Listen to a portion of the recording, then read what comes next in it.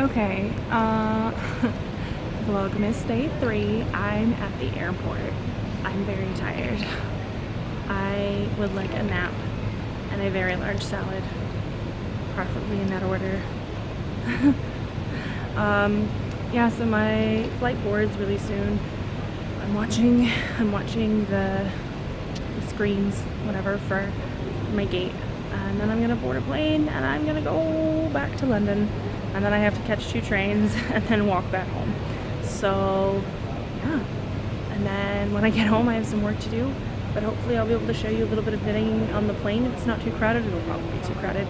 But I'll do my very best.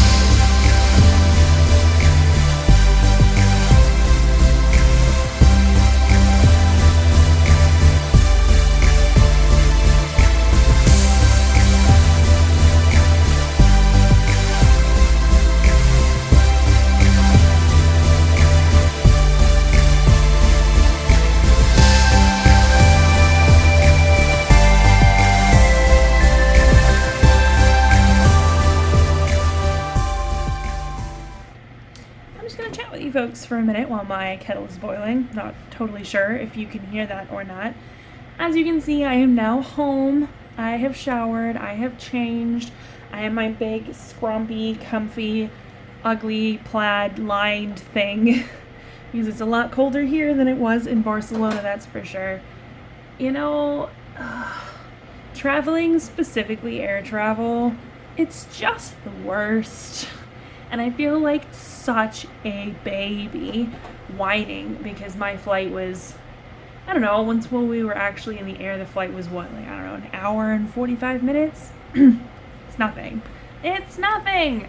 And yeah, I'm whining about it because I was like, oh, I didn't have any leg room, like, I'm crunched in the small, like, economy airplane, and the other thing is I don't know, you know, we're all trying to be more eco-conscious and fly less, but there's not really any good, you know, I can't say international. There's not really any good, like, international, like rail travel. I mean, there is within the continent, but to get from here to there, you end up spending, 4 or 5 times as much to get to the same destination. And that's not really a luxury, many of us have. And air travel, like you get to the airport and you've got to, well, I have to have a visa check because I do not have an EU passport. What is this piece of hair doing? I have to have a visa check, and then you've got to go through security, and they're going to look through all of your stuff, and even though you're well under the limit of liquids, they're going to poke and prod everything and be like, oh, well, we don't know if we're going to let you keep it. And you're like, can you just make up your mind so I can go? And then you get through to the other side, and you're trying to find a place where you can maybe sit and plug in your laptop and do a bit of work, but the only places to plug in your laptop are the seats that are like the high bar stools, which I guess is intentional to keep people from camping there too long. Blah. And then I happened to be the first in the non-priority queue, not because I was waiting to leap into the queue, but because I happened to be just wandering past as the gate was announced, because I didn't want to sit anywhere. So I was just kind of doing laps around this area that I knew my gate would be in. And they announced the gate, and I happened to be standing there, and I was like, wow, cool, I'm first in the non-priority line. This has never happened. It doesn't really matter because all the people in the priority line get to go first anyway.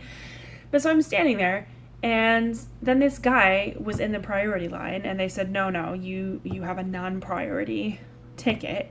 So you have to stand. They said, I heard this woman say, in Spanish, I can't repeat it for you, but I know this is what she said. She said, you have to stand at the back of the non-priority line. And this dude just backed up and stood right in front of me like I wasn't even there, or like any of the other 20 people behind me. And stuff like that happens. It's like almost so surreal that you're like, am I invisible? I know that I'm not. I'm 5'10", and I'm, like a plus size woman. Like, I'm not invisible. I have bright red hair and, shaved sides. Like, I'm a memorable character. He didn't care. He turned around, looked me right in the eye, and stayed there. I'm like, okay, so we file onto the plane, and this guy's in front of me because, of course, he is. And it turns out that he's past his seat, and now he has to go and crush past me and loads of other people to get back to his seat. And I was like, oh my God. And then I do get to my seat, and there's a guy who has his backpack in my seat, and I said, oh, sorry, I don't know, whatever it was, 20A, it's the window seat. Hey, I'm really sorry, it's 20A. And he gives me this, like he's really put out that somebody's sitting in that seat, and he can't just have his backpack in it. Like, okay.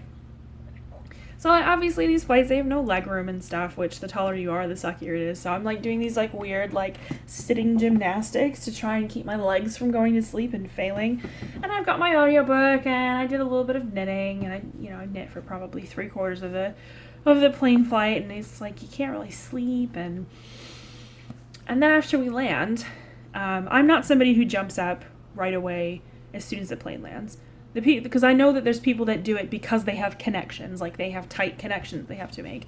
And I was like, I don't have any tight connections. I'm just going home, so I'm not going to be one of the people who tries to like shove in front of everybody else to get off the plane. So I'm waiting patiently, and then it gets to be like, I guess my turn.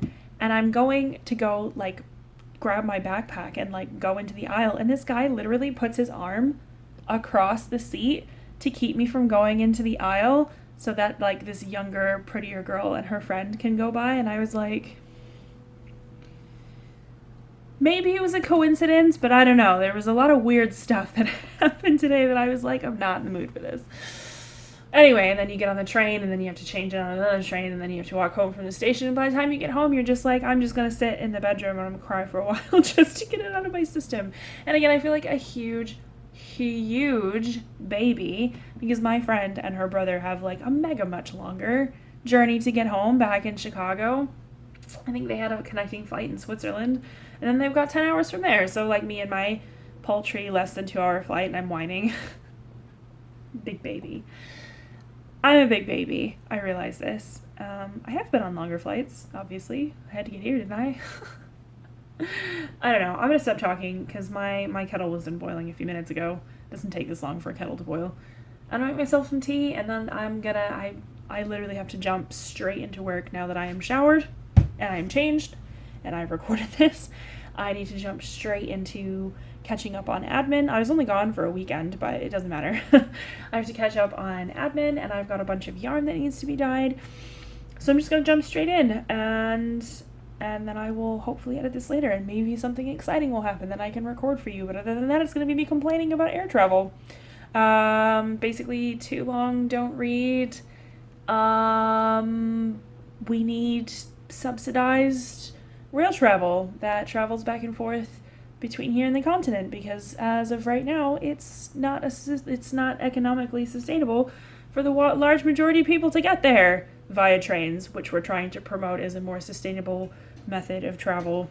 I would take a train if trains were faster, like if we had faster, more like interconnected services, and it didn't cost me like 8 times as much as buying a plane ticket. Then heck yeah, man, I would totally sit on a train for a little bit longer and avoid the perils of air travel.